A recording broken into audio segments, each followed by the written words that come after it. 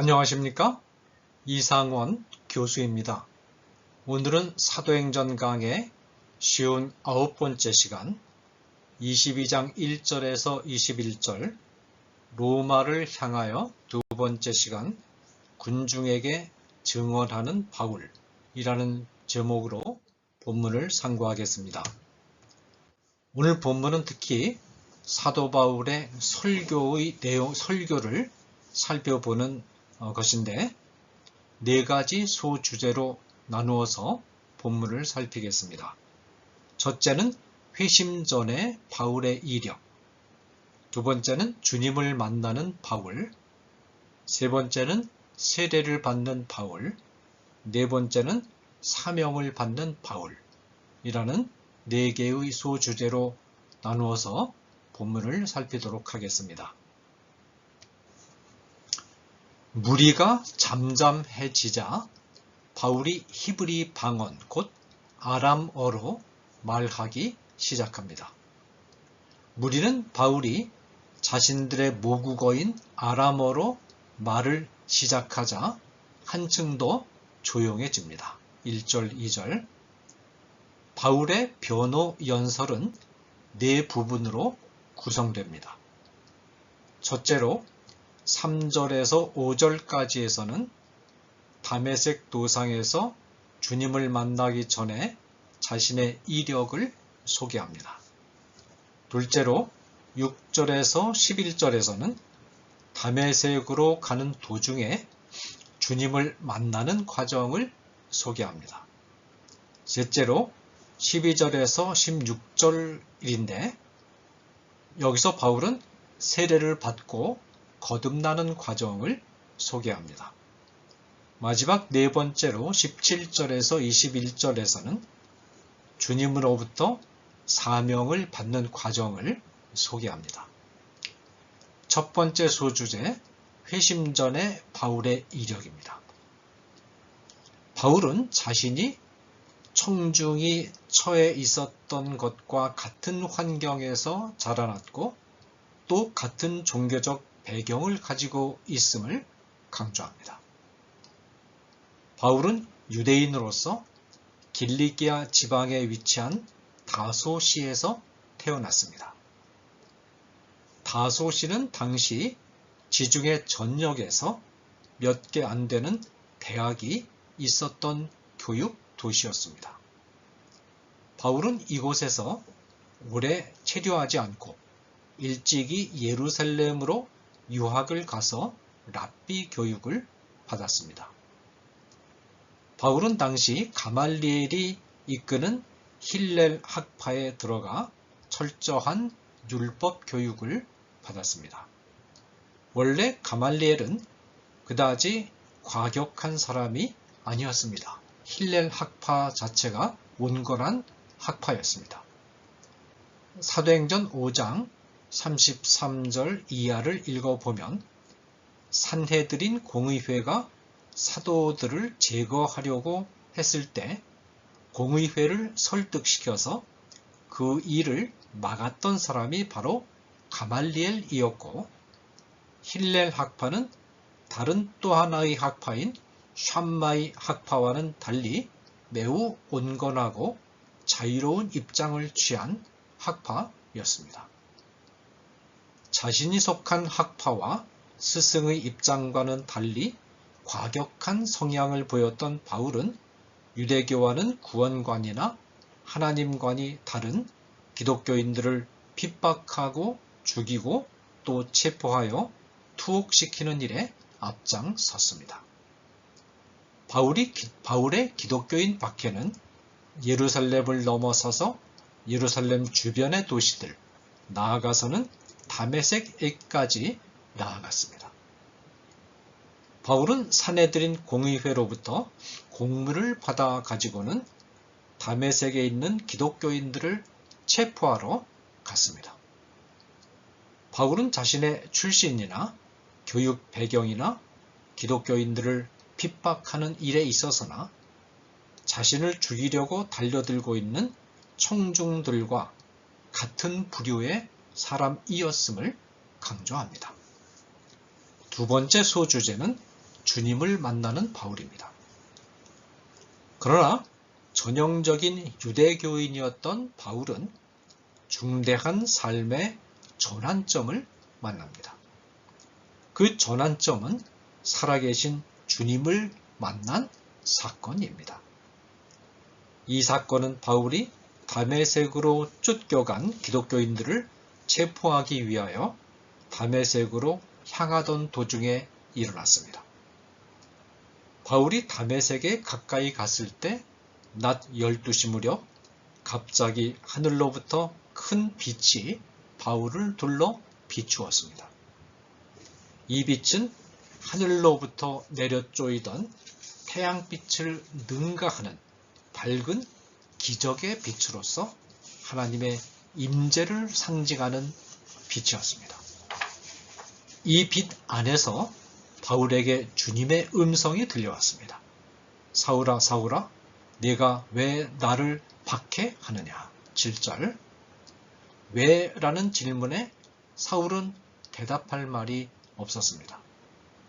하나님을 위하여 살아야 할 사람이 하나님을 핍박했다면 어떻게 그 이유를 설명할 수 있겠습니까? 바울은 물었습니다. 주님, 누구시니이까? 8절. 나는 내가 박해하는 나사렛 예수라.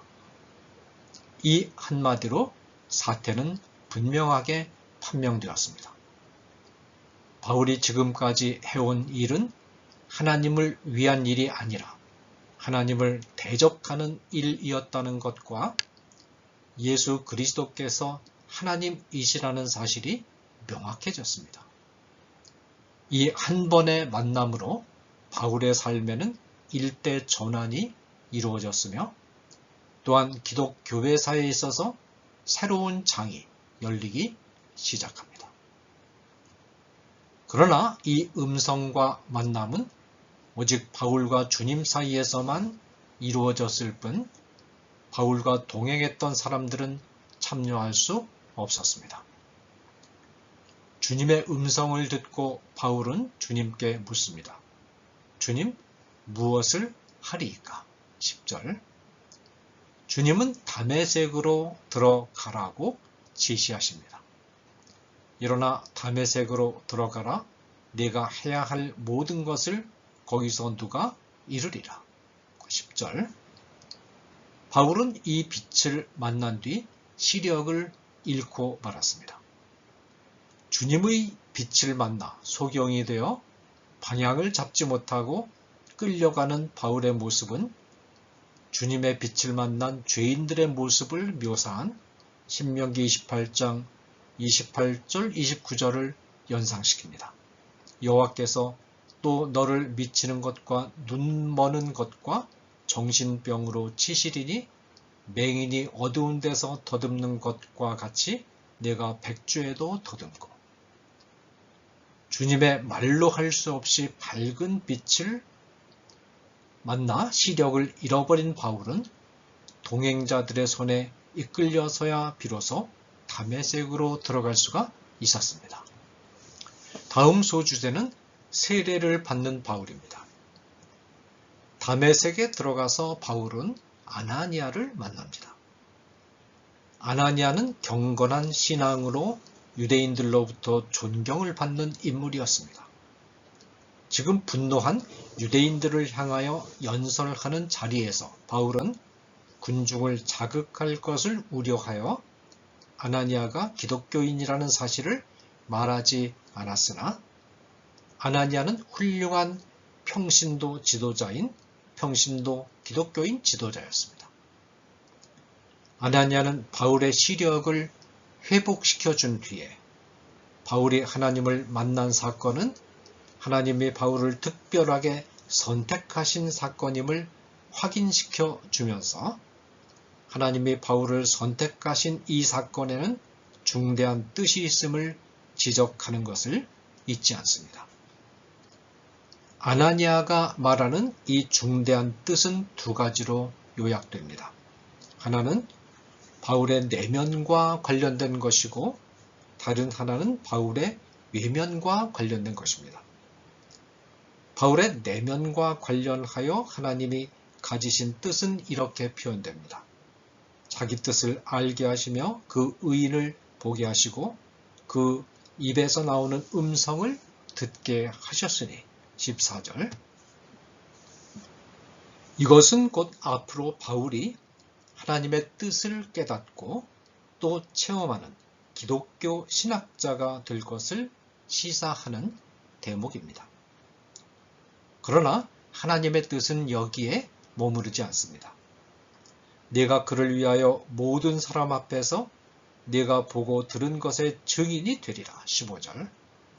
바울은 주님으로부터 받아 내적으로 깨닫고 깊이 생각하고 연구하여 얻은 진리를 모든 사람들 앞에서 증언하는 증인의 사역을 담당하게 되리라는 것입니다.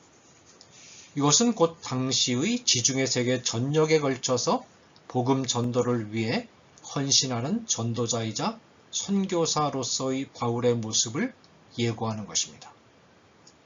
하나님은 아나니아를 통하여 내적으로 진리를 깨닫는 작업과 또한 깨달은 진리를 외적으로 증언하는 사역을 바울에게 맡기셨습니다.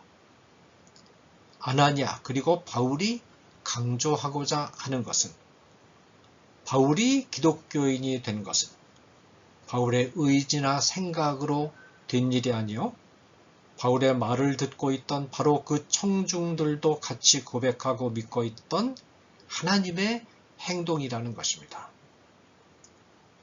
하나님이 하신 일이니 이 일을 방해하고 거역하면 곧 하나님을 방해하고 거역하는 중대한 죄악이 된다는 것을 간접적으로 시사합니다. 주님의 뜻을 깨닫고 증인의 사역을 담당하기 위해서 반드시 거쳐야 할 과정이 있었습니다. 그것은 지난날 행했던 모든 죄악을 용서받고 새 사람으로 거듭나는 일입니다. 따라서 아나니아는 이렇게 권고합니다. 이제는 왜 주저하느냐? 일어나 죄 이름을 불러 세례를 받고 너희 죄를 씻으라. 16절. 바울은 지금까지 범했던 많은 죄악들, 교회를 핍박하고 기독교인들을 잡아 죽이며 투옥하는 일에 혈안이 되었던 죄악을 주님의 이름을 부르면서 고백하고 회개하고 성령을 받는 일이 한순간에 단번에 이루어졌습니다. 바울이 죄악을 고백하고 회개하면서 세례를 받는 순간은 바울이 이미 많은 신앙 훈련과 사역과 기도와 선행을 통해서 성화되고 무르익은 시점이 아닙니다. 주님을 만난 지 며칠 되지 않아 원이 벙벙한 시점, 미처 자신을 돌아볼 시간도 마음의 여유도 없는 시점, 이전의 많은 관습들과 습성들이 그대로 남아있던 바로 그 미약한 시점은 바울 자신의 선함이나 공로나 업적이 개입할 환경이 아닙니다. 주님을 향해 죄를 고백하는 마음과 주님을 향한 가냘픈 믿음 정도가 있을 뿐입니다. 오직 주님께서 값없이 은혜로 바울의 속사람 깊은 곳에 자리 잡은 죄의 뿌리를 제거하시고 죄를 용서하시며 그리스도의 의로 옷을 입히시고 의롭다고 선언하시며 죄와 사망의 나라에서 의와 생명과 은혜의 나라로 옮기시는 주권적인 사역이 있을 뿐입니다. 다음 소주제는 사명을 받는 바울입니다. 바울은 다메섹에서 새 사람이 되어 예루살렘으로 돌아옵니다. 여기서 새 사람이 되었다는 것은 주님을 믿음으로 말미암아 하나님의 은혜로 하나님의 백성이 되었다는 뜻이지 그의 생각이나 삶이 완전히 새로워졌다는 뜻은 아닙니다. 새 사람이라는 개념은 교리적인 개념이지 윤리적인 개념이 아닙니다. 중심에 예수 그리스도를 모셨기 때문에 예수 그리스도의 의로움을 옷 입었기 때문에 새 사람으로 여겨주는 것이지 결코 윤리의 차원에까지 새 사람이 이미 되었다는 뜻은 아닙니다. 윤리적인 차원에서 새 사람이 되는 일은 이제 교리적인 차원에서 새 사람이 된 신자들이 평생 동안 추구해야 될 삶의 목표입니다.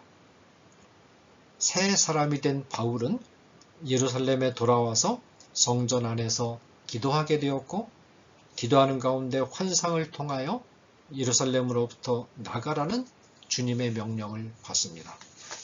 그러나 바울은 예루살렘 안에서 증인의 일을 해야 한다는 생각을 버리지 않고 자신이 예루살렘 안에서 그 일을 하기에 얼마나 적합한 조건을 갖추고 있는가를 말합니다. 곧 예루살렘 사람들은 바울 자신이 회당마다 찾아다니면서 주 믿는 사람들을 핍박했던 사실들을 잘 알 뿐만 아니라 스데반이 죽임을 당할 때 같이 참여한 사실도 잘 알기 때문에 그런 전력을 가진 잘 아는 자들에게 자기가 변화된 과정을 말하면 설득력이 있을 것이라고 생각한 것입니다.